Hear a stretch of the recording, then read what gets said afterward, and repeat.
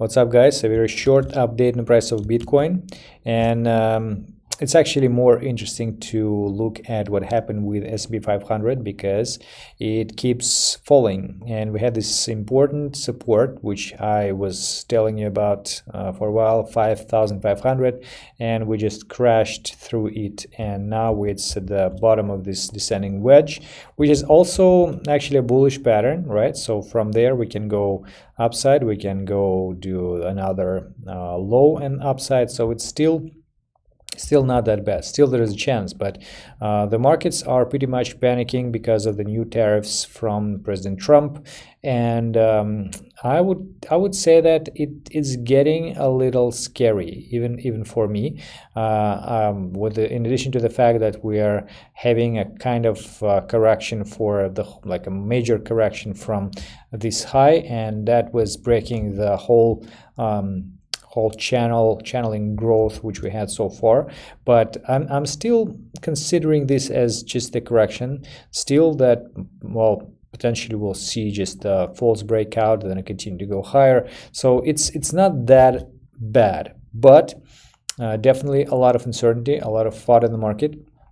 One thing which is good though is that Bitcoin doesn't really react to that. So we saw that major drop, but Bitcoin actually didn't drop that much. It's almost didn't drop at all with respect to S&P 500, and it's still it keeps going up right now.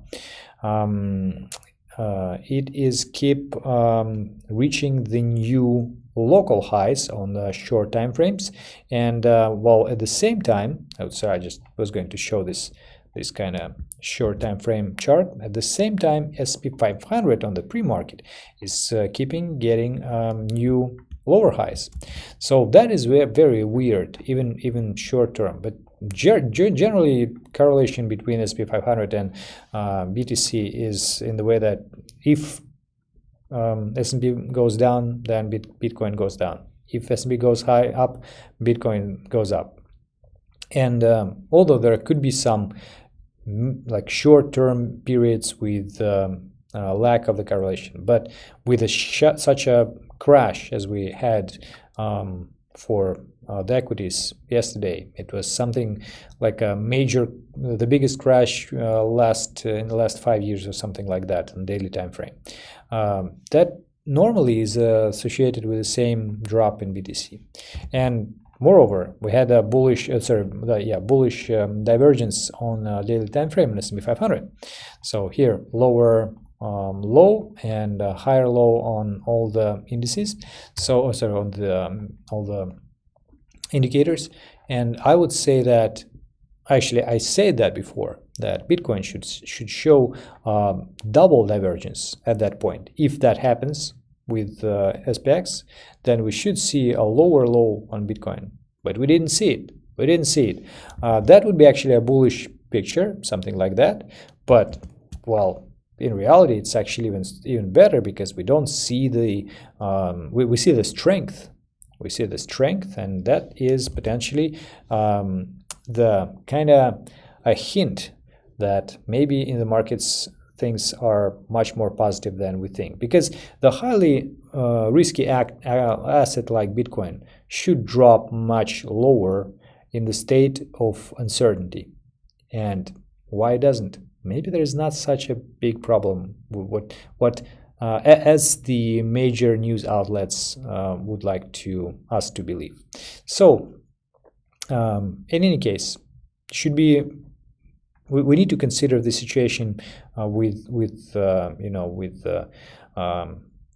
should take care of that. We should be careful of the fact that we could go much lower, right? That should not be neglected.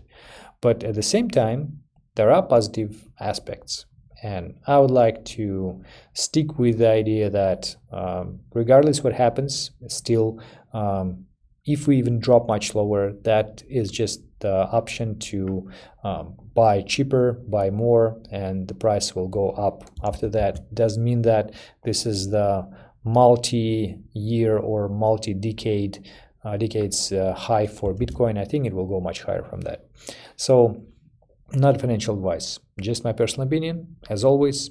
But I hope that it cheers you up a little bit, because it's really the time of uncertainty. So I hope that it makes things a little brighter for you guys. And today is Friday, so I'll make up the next update probably on Monday. And yeah, let me know what you think, and see you on Monday next video. Have a great weekend. Goodbye.